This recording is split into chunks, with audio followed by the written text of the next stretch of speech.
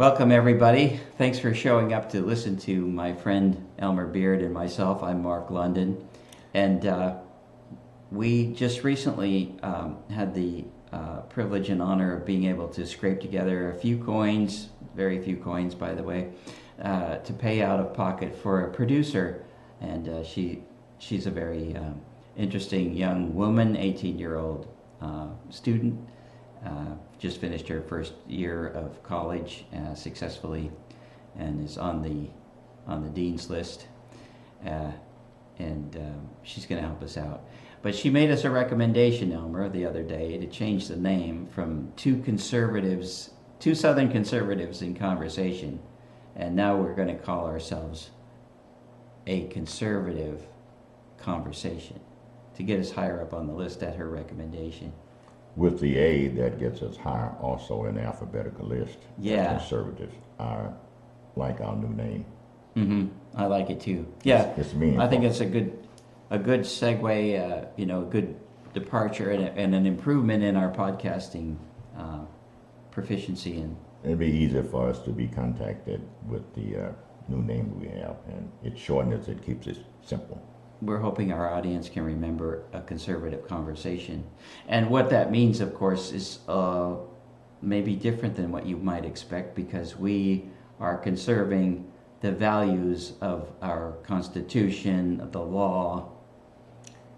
As well as freedom of the press, a very important factor that we get around to tonight. Freedom of speech.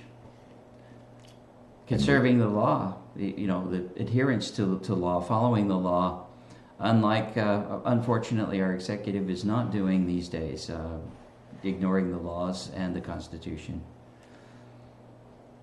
We're going to keep this in mind when we talk about the school board election coming up, and we might want to get into that right now. Oh, good idea. Yeah. So Elmer and I recently interviewed a candidate for District 6 Hot Springs School District. Her name is Barbara Ellis Irby, and she successfully defeated her opponent in an over 2-1 margin in the final tally. And we wanted to add a little color to the local procedure here. And even though much of our audience may not even live near Hot Springs, Arkansas, we wanted to point out these elements of our election because they may be somewhat germane and pertinent to your local elections, because we believe in trying to recover our democracy back to something even better than it was, that we need to work hard at doing that, and local elections are a fundamental key part of that goal to bring back our democracy. For example, Barbara is African American. Yeah. She won first time in the history of Hot Springs School District that began in the 1880s that we had 3 blacks and 3 whites on the school board. 1880s. 1880s. Wow. I make note of this because I've been involved in politics here in Hot Springs for some time. I do know that in the past it was an effort on the part of the administration of the Hot Springs School District. The superintendent never wanted this to happen. Well, it did happen. Mm-hmm. What he wanted was to keep it a minority of the minorities. 2 of the 6. He didn't want 3 of the 6. We have that. And I think that the report should be made following the election every year. This time we did not have it. It was referred to as a gray matter, the reason it wasn't reported the following day. But I'd like to explain, if you can explain what a gray matter is. Well, what Elmer is referring to is he approached a reporter, was it, from the Sentinel? From the Sentinel, right. He wanted to get me the results. I told him I already had the results. I didn't need it from him, but he pointed out that it wasn't reported because it was a gray matter, and they do it on the Thursday rather than on Wednesday. Yeah. And my comment was, is the problem his gray matter? Is he lacking some gray matter? Or what does he mean by that? It would appear to Elmer and I, being concerned citizens who are involved in local politics, and we would love to see, that our democratic processes being highlighted and advanced. We'd like to say, everything being publicized immediately as it has been. Isn't that right? Over the years, we never had a school board election and the report was 2 days later. It's always the following morning. I've had experiences in politics to the extent that I know as soon as you can report the results of an election, the happier the winners always are. You don't want to calm the losers by saying we're not going to tell the story about the truth. So we'll wait until 48 hours later or the 2 days later before we report. That's not fair elections. We want the results immediately. Mm-hmm. The results of election always include the announcement of the winners.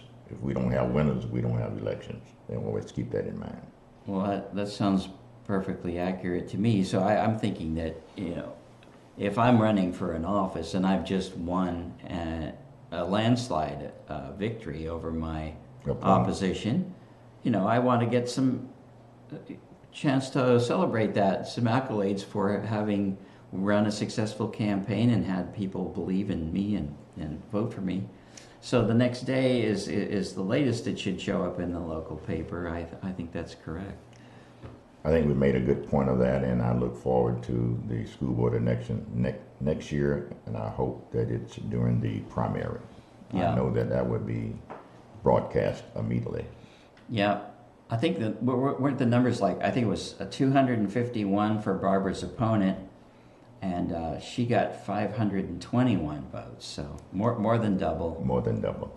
The number of votes that her opposition went. And if you like, we'll show you some excerpts from the interview. I wanted to be in a position to be able to continue to strengthen our board so our kids will continue to get the education that I got and to have the safe environment to be able to come to school, and parents, because I never had to worry about that, but I want to make sure every kid feels safe when they come to school and that their education is top-notch and it's on the forefront. I want people to know how serious I am about this position.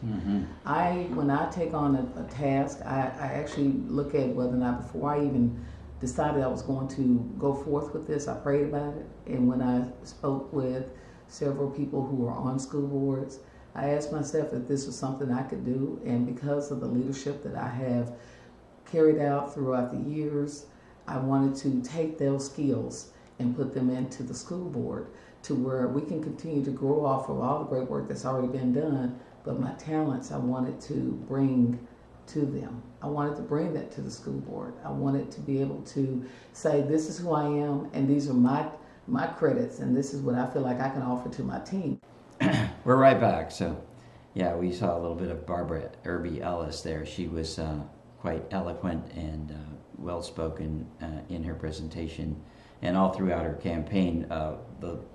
The parts that I was able to participate in, I saw her at some meetings where she was talking about her plans. I want to make a point about Barbara's running. She had no financial support from any group, to my knowledge.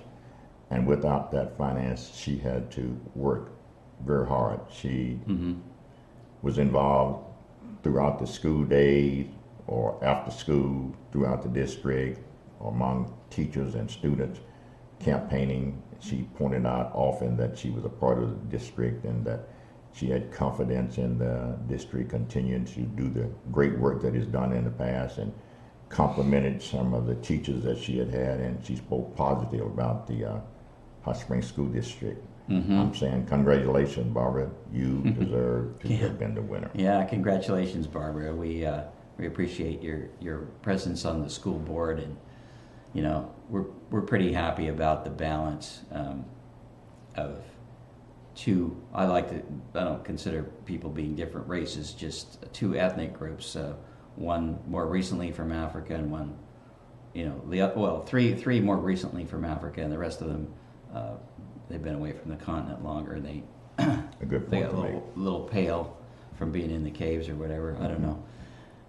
Anyway, so folks, thank you for watching, and please do your part. Remember to vote. Stay connected.